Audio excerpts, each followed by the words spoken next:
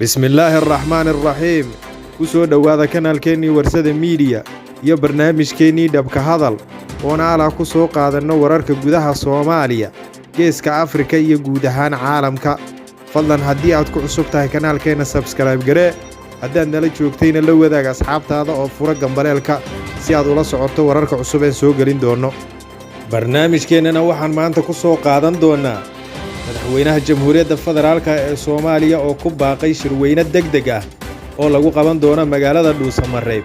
Axmed Maxamed Islaan Axmed Madoobe oo la kulmay wakiilka qaramada midoobay qarax weyn oo galabta ka dhacay magaalada Muqdisho. ku soo dhowaada mar kale barnaamijkeennii dhabka hadal.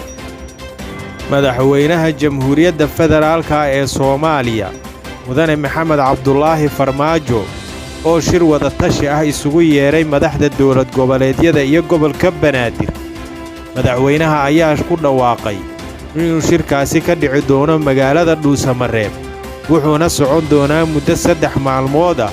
wuxuu sheegay in lagu dul shaqayn doono heshiiskii ay horay u wada gaareen maamul goboleedyada iyo gobolka Banaadir iyo dowladda dhexe oo ay horay u wada ansixiyeen labada aqal ee dalka.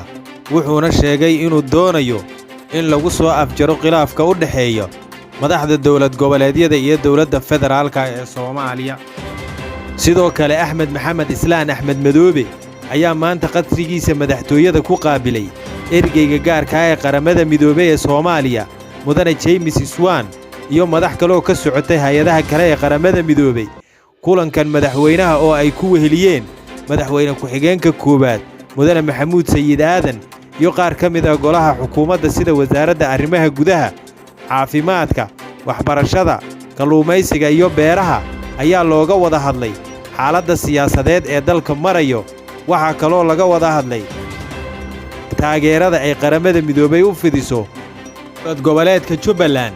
sidoo kale waxa ay ka wada hadleen shirweynaha uu ku dhawaaqay madaxweynaha federaalka ee ka dhici doona Dhuusamareeb. hay-adaha qaramada midoobay ayaana isku taxalluujinayo inay doorashada Soomaaliya ku dhacdo si nabdoon oo la isku waafaqsan yahay. qarax weyn oo ka dhacay galabta magaalada Muqdisho, hotel lagu magacaabo Afrika oo ku yaala kiiloomitir 4 agagaarka eeraboorka magaalada Muqdisho. waxaana la sheegayaa in halkaasi uu ka dhacay khasaaro naf iyo maalba leh, waxaana soo gaaray ciidamada gaarka u tababaran ee booliska Soomaaliya. rasaasta ayaana weli laga dhex maqlayaa gudaha hoteelka halka ay ka jiraan qaraxyo goosgoos ah. war qoraal ah oo ay soo saareen booliska ayaana lagu sheegay in weli uu socdo howlgalkaasi, ciidamada gaarka u tababaranna ay ku jiraan badbaadinta shacabka ku goodoomay halkaasi.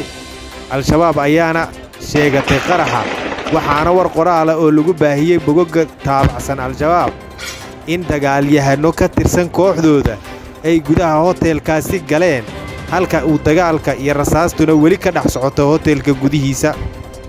hoteelka oo ay ahayd meel ay isugu tagaan bulshada qaybaheeda kala duwan ayaa la sheegay in laga soo badbaadiyey saraakiil iyo ganacsato, halka ay weli socoto gurmadka lagu soo badbaadinayo dadkaasi oo ay kooxda nabaddiidka ah ku haysato hoteelka gudihiisa.